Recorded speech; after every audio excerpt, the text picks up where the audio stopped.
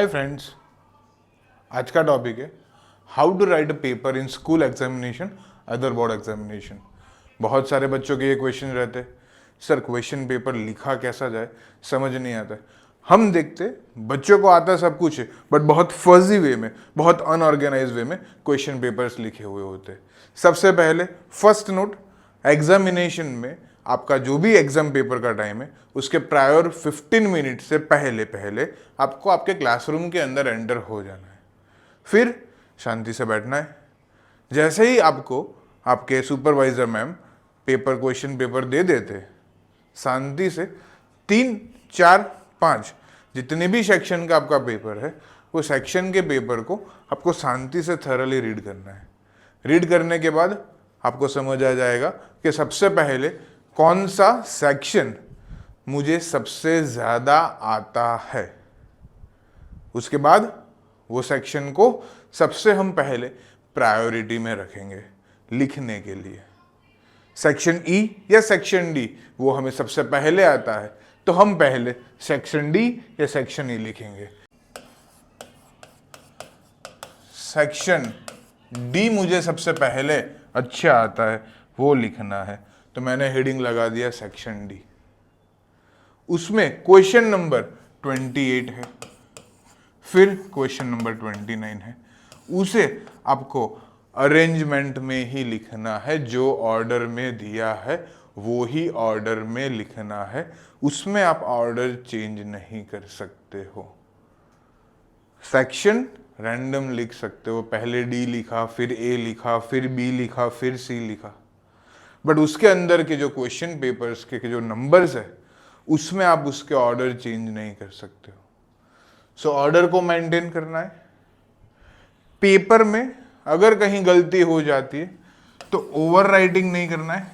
जैसे कि यहाँ पे ये कुछ गलत वर्ड्स लिख दिए मैंने, ऐसा वाला मार्क नहीं बनाना है। सिंपली क्रॉस दैट वर्ड और मार्क दैट वर्ड, उसके बाजू में फिर से आपका जो भी कुछ करेक्शन है वो आप लिख दीजिए। हेडिंग सबसे ऊपर, जो यहाँ पे आपका कॉलम दी हुई होती है, वो कॉलम में क्वेश्चन नंबर्स, क्वेश्चन को बहुत ऑर्गेनाइज वे में लिखने। उसके बाद का टॉपिक है कि आपने थ्रू आउट द ईयर जो एनसीईआरटी की टेक्स्ट बुक या रेफरेंस बुक पढ़ी है, उसमें से ही उसके ही आंसर आपको यहाँ पे लिखने रहते हैं। कुछ बच्चों का क्वेश्चंस होते, सर अप्रोप्रिएट हम हमारे मर्जी से बना के लिखे तो चले? आंसर है यस, चलेगा, बट आप पूरे आंसर का जो कंक्लूजन है वो आपका चेंज नहीं होना चाहिए। Mark my words. कंक्लूजन मतलब टेक्स्ट बुक के अंदर जो स्टेटमेंट है वो स्टेटमेंट को आप इजी वे में आपके वर्ड में लिखने चाह रहे हो, आप लिख सकते हो, बट उसका मतलब वो ही बनना चाहिए।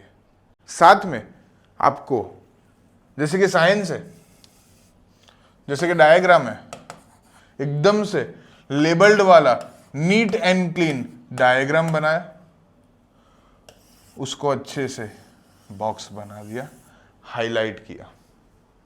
साथ में कोई स्टेटमेंट हम लिख रहे, स्टेटमेंट में कोई कीवर्ड है दैट इज इंपॉर्टेंट, वो कीवर्ड को आप अंडरलाइन कर दो, ताकि जब जब भी पेपर चेकर वो पेपर चेक करेगा उसे सामने से हाईलाइट हो जाएगा, yes this is that word. और आपकी बाकी की छोटी मोटी जो गलतियां है वो नजरअंदाज हो जाएगी। क्लियर? डायग्राम आप आपके मन से नहीं बना सकते, जो एनसीईआरटी में दिए हैं वो ही आपको यहाँ पे लिखने या ड्रॉ करने रहेंगे। मैथ्स के अंदर से डायग्राम कंपलसरी ड्रॉ करना है, क्वेश्चन पेपर में दिया है, यस। जैसे कि ट्राइंगल का ट्रिग्नोमेट्री का कोई क्वेश्चन है, ट्रिग्नो का आपको यहाँ पे कुछ दे दिया है फिगर क्वेश्चन पेपर के अंदर, आपको उसको फिर से आंसर शीट के अंदर ड्रॉ करना रहेगा with pencil, scale, eraser. Clear? Figure labelling pen से आप नहीं कर सकते हो, ये चीज ध्यान रखना है आपको।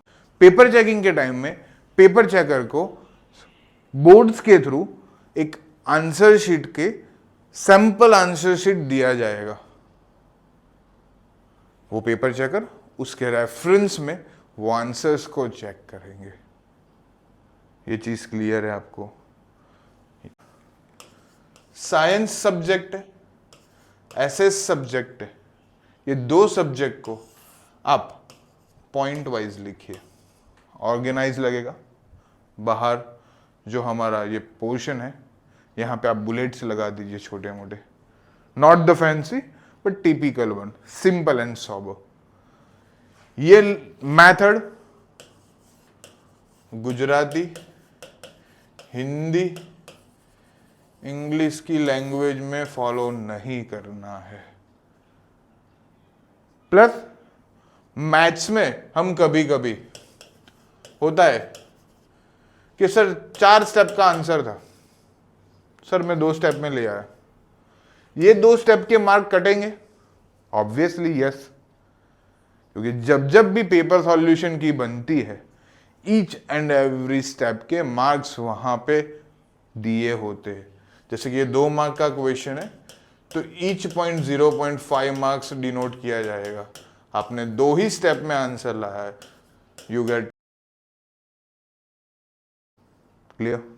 सो सारे स्टेप्स छोटे हो, नेसेसरी हो, क्वेश्चन में से डिराइव करके इंफॉर्मेशन आपको लिखने हैं, ये सब कुछ नेसेसरी एंड मैंडेटरी है। सो पैनिक नहीं होना है, जो सेक्शन आता है वो सबसे पहले लिखना है, उसके अंदर के ऑर्डर्स को आपको मेंटेन करना रहेगा। पेपर नीट एंड क्लीन, गलती होती है जस्ट क्रॉस इट।